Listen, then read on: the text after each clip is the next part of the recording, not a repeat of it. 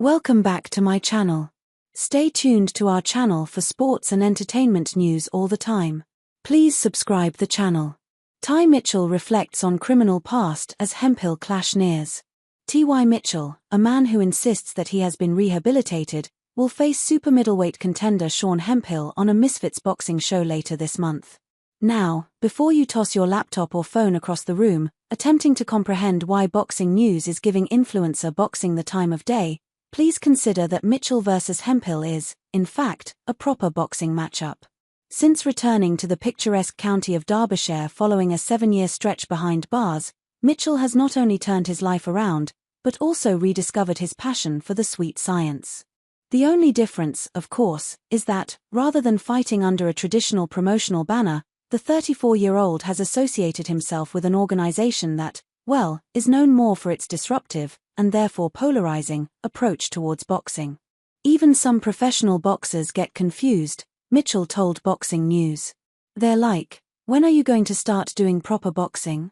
It's not their fault, because I would probably think the same if the shoe was on the other foot. There should be a very clear distinction between Misfits and Misfits Pro. With Sean Hemphill, maybe some boxing purists will begin to separate Misfits Pro from Misfits, but, if not, I'll just have to fight someone higher up in the rankings.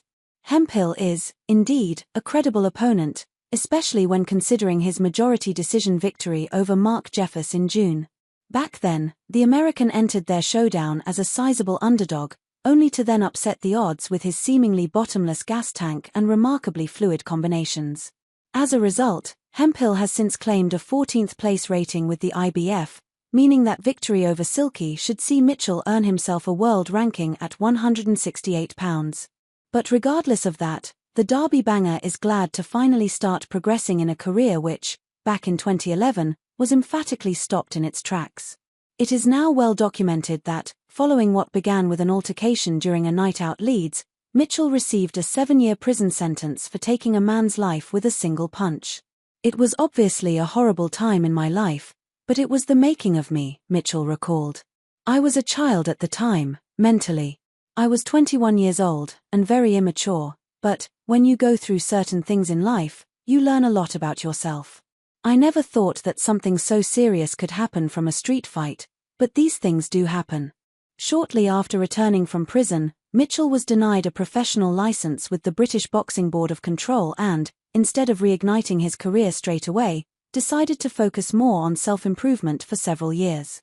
I'm a prime example of someone that's been rehabilitated, he continued. Before, I was just an insecure guy who couldn't walk away from a fight. But now, I hate that person. In prison, I didn't learn anything, but since then, I've spent a lot of money on therapy, trying to work out why I have certain feelings in certain situations. I knew that I didn't want to put myself, or anyone else, in that situation again, but now I can safely say that I'm not that person anymore. I don't even recognize that person.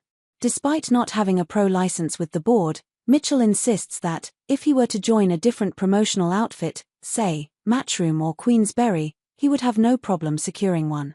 And while it will be overseen by a foreign commission on August 30th, his dust-up with Hemphill should nonetheless deliver fireworks at the Manchester Arena.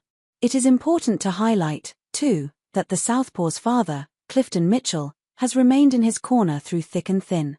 Without my dad, I wouldn't be here, Ty said. I'll never be able to repay the support that man has given me.